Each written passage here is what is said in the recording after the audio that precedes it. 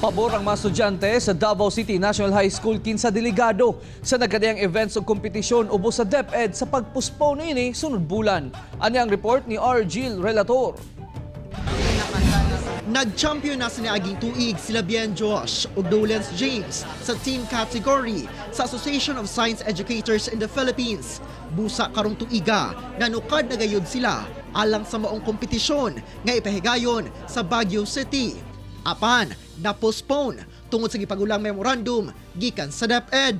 Because we know nga kato siya nga pagka-delay is for our own safety. Ikatong January nagsugod nami end sa January specifically nagsugod nami training reviews para sa among National Science Quiz B. Niadtong February 10 to 14 sabunta ipahigayon ang kompetisyon subay sa National Science and Technology Fair sa kauluhan nga salmutan nila Nathaniel ug Leandro. Apan nakipsab kini sa na-postpone. Para mas mapataas pa mong pag-training para sa NSTF 2020. Napa may time to practice more and mahasa mo sarili ba kay para pagdating sa event kay we have more confidence when we deliver our study. Sa memorandum sa DepEd, magpabiling suspendido ang tanang national ug regional activities sa mga estudyante ug teachers karong bulana.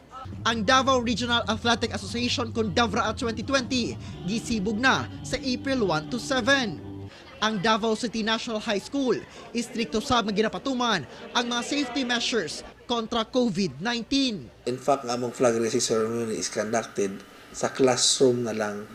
So wala na media sa oval. Kauban si Jojo Solarte sa kamera.